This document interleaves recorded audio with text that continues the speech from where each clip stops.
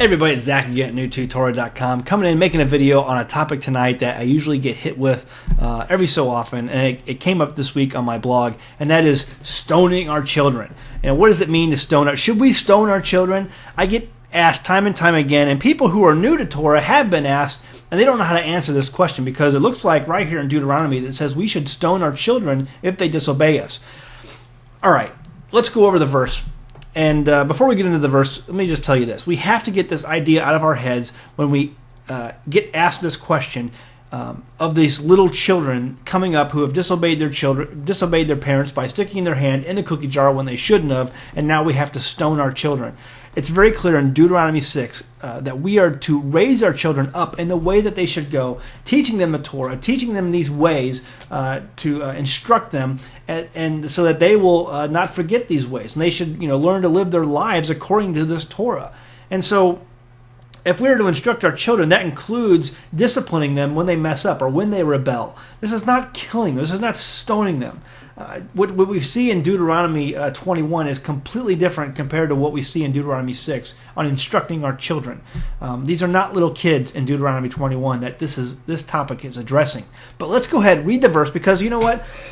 Most people who bring up this topic never even went back to actually read the text to see what it says. Let's go back, read the text, see what it says, examine it, and let's kind of parse it based on the context that it's in. Here we go. Deuteronomy 21, verse 18. If a man have a stubborn and rebellious son, which will not obey the voice of his father or the voice of his mother, and that when they have chastened him will not hearken unto them. Verse 19. Then shall his father and his mother lay hold on him, and bring him out unto the elders of his city, and unto the gates of his place. And then verse 20. And they shall say unto the elders of his city, This our son is stubborn and rebellious. He will not obey our voice. He is a glutton and a drunkard. And verse 21. And all the men of his city shall stone him with stones, that he die. So shall thou put evil away from among you, and all Israel shall hear and fear. Okay, so here we go. This is the verse. Let's go back, read these verses one by one. There's 4 verses here. We'll read them one by one, and let's examine the context that they're in. Verse 21, or chapter 21, verse 18. If a man have a stubborn and rebellious son.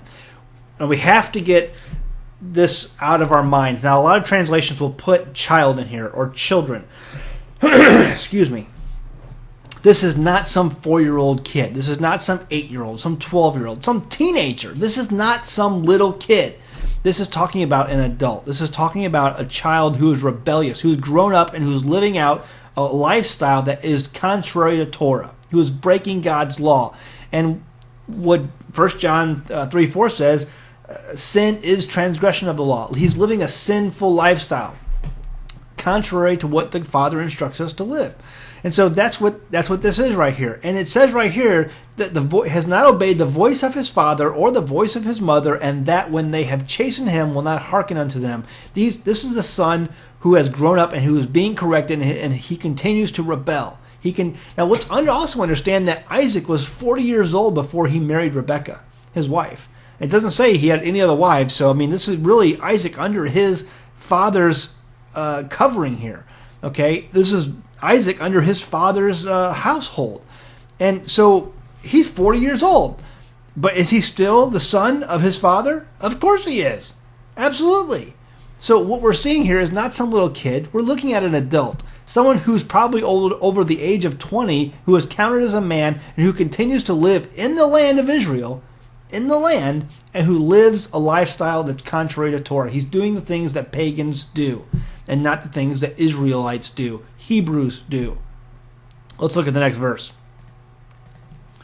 Then shall his father and his mother lay hold on him, and bring him out unto the elders of his city, unto the gate of his place. Okay, so here's the deal. This is mom and dad not taking charge. This is mom and dad taking him to who? The elders. Let's see what happens.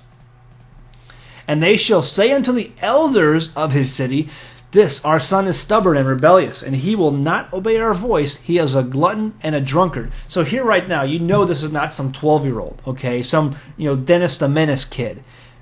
he's a drunkard. Hopefully you're not putting your kids, you're allowing your kids to have access to a bunch of alcohol and, he's not getting drunk. I mean, if your kid's 12 years old and he's getting drunk, it's probably your fault. You're the one who needs to be stoned because you shouldn't be allowing your kid to have access to the liquor cabinet, okay?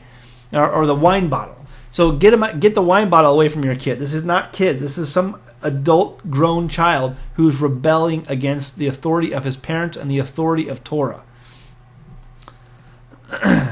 All right, Deuteronomy 20, verse 21. And all the men of the city shall stone him with stones that he die. So shalt thou put evil away from among you, and all Israel shall hear and fear. I see all these people who are like, oh, you believe in stoning people? Yeah, actually it might be a good idea if we stoned a few more people today. These are adults we're talking about here, right? Look at the lawlessness. There's no fear. There's no fear here in this society that we live in. There's no fear at all. We live in a society that's completely fearless of authority. They have no fear of authority whatsoever. They don't fear the cops, and especially if we have an economic breakdown and things go haywire, like I believe we're going to see. Boy, you talk about people who have no fear. It's going to be a very nasty, nasty time, and you better have a way to protect yourself. Here's the deal, folks. We are looking at an adult who is disobeying the Father and disobeying his mother and father, and is disobeying the Heavenly Father, and is living out a lifestyle that he wants to live. And you can't do that in the land. Our Father in heaven says, keep this land holy. This land was to be kept holy, and this son or daughter is not doing that. They're profaning it. They're profaning the land, and that cannot happen. Now, here's the deal. Most people who would choose to live a lifestyle like this and choose to live a lifestyle that is non-Torah would probably go out to live amongst the nations. They would go out to live amongst the pagans. They wouldn't even stay there. They'd be like, you know what, Mom, Dad, I'm sick of your rules. I'm sick of your lifestyle. I'm sick of your Torah, whatever. I'm going out to Jordan, or I'm going to Babylon, or I'm going to Sodom and Gomorrah, or I'm going to Nineveh. They have parties in Nineveh. They had a big rave party up there I heard about. I'm going up there to play with those guys. And so he's not even going to stay. But here's the deal. This command is for a boy or a daughter, son or a daughter who chooses to stay in the land and profane it. God says there will be no profaning the land. And if you choose to stay in the land and profane it, outwardly rebel against my commandments, you're going to die. That's as simple as that. And we have these processes here today. This is a son who was brought before the elders. There's a process that takes place here. Elders. The mom and dad just doesn't go half-cocked and start stoning their kid. No, they're brought before the elders, and the elders hear what's going on. They hear what the story is, and then they pronounce sentence. And there were very rare, if any, cases of this ever happening in Israel. Well, most of the time it's because Israel was living just as lawless as the pagans were. They were bowing down to pagan gods and pagan idols. And so there were no real ever righteous judges in Israel, only for a short amount of time. So this probably didn't happen all that often. There's not too many written records of this actually occurring too often in Israel. So the point being is here, we don't need to get caught up in this whole thing that we believe in stoning our children. 90% of the time, you're going to get Christians who bring this argument to you because they have had this argument brought to them by atheists or agnostics. Because this is one of the top, arguments from an atheist or an agnostic who thinks the Bible is a bunch of garbage, a bunch of baloney, and who laughs at you because you believe in a magic cloud being. And I've been in creation science circles for a long time, and I've dealt with a lot of atheists who believe in evolution. And I can tell you right now that one of their big arguments is this one right here. You believe in some crazy God who wants to stone kids and wants to believe it's okay to rape women and kill people and all this stuff, and they usually bring up the Old Testament. Well, when an atheist or an agnostic brings this argument to a Christian, the Christian's answer is, and you know where I'm going with this, oh, well, see, that's the Old Testament. We don't do that anymore because that's a different God. We have a new God now. Our new God now, he's loving, and he loves you, and he wants to shine all over you and just give you his good graces, and so we have a new God now. But see, our God doesn't change. Our God is the same today, yesterday, and forever.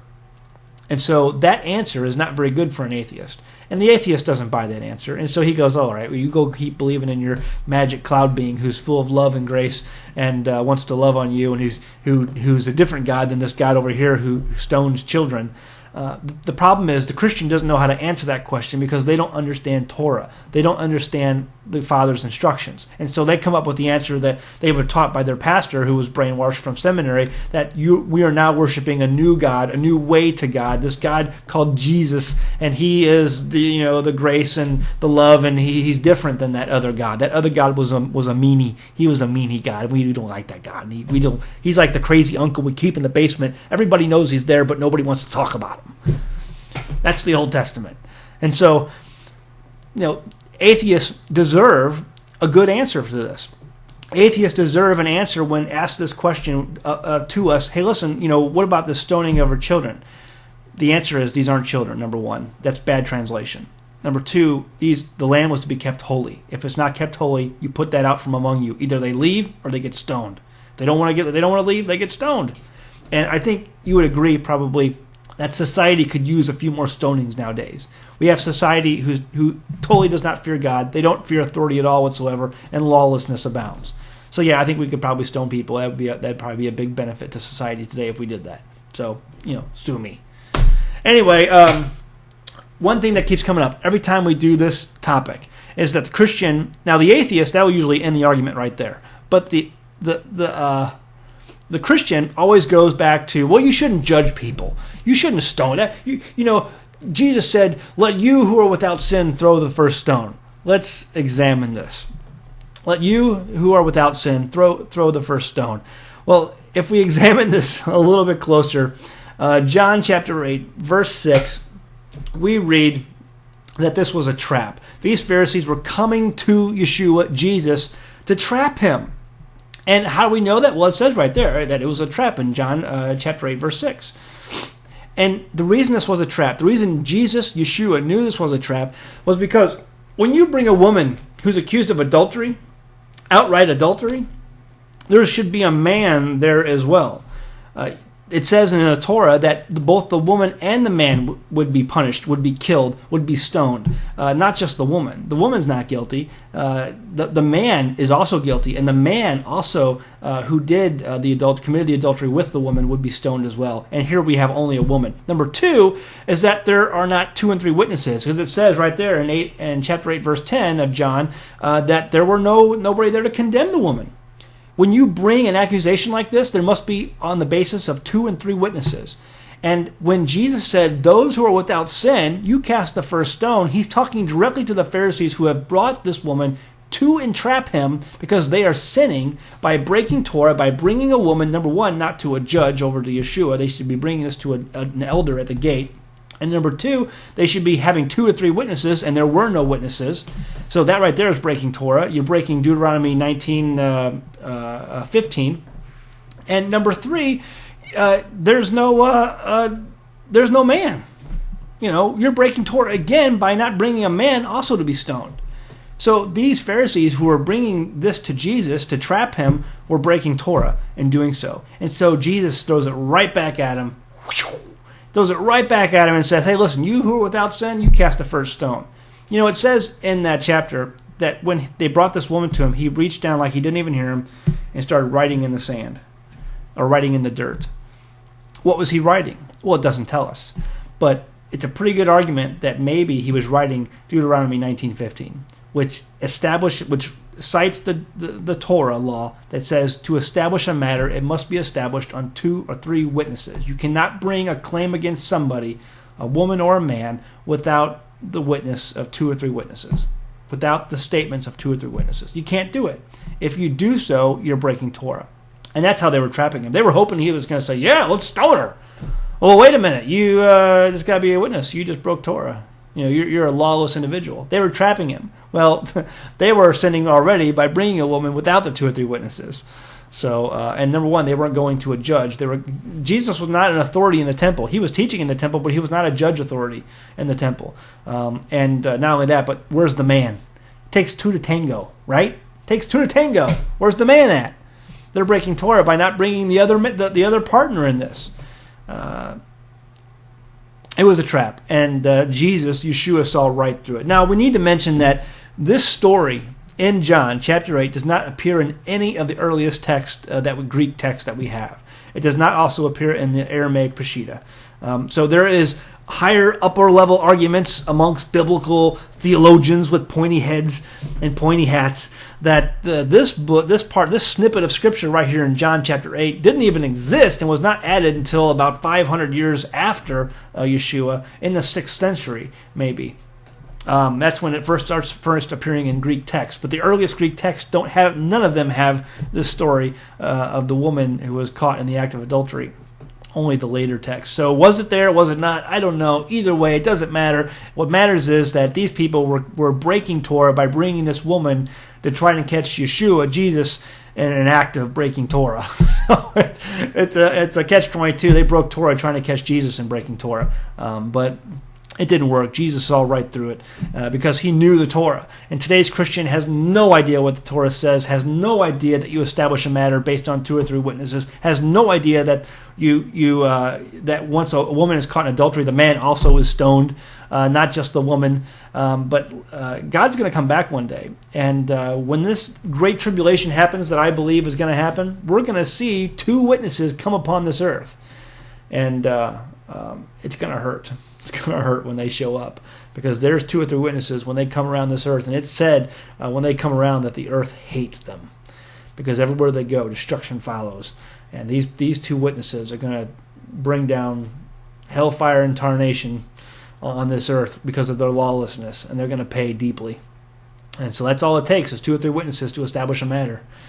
So anyway, I just want to bring that up. We need to talk about these things because we always, as Torah observant believers, those who wish to follow the commandments of the Father and to keep his commandments, because we know that that's how we love our Messiah. That's how we love our God. That's how we love the Father, is to follow his ways and to keep his commandments. And so people think you're crazy by keeping these commandments, and they ask these things, hey, you believe in stoning your children? No, I don't believe in stoning my children. I believe in instructing my children. But one day when we're again among the righteous and amongst the Father in his New Jerusalem, when he comes down and establishes his kingdom here on earth, you better... I got a phone call. Anyway, that's it. You got my point. Go home, read your Bible. Thanks.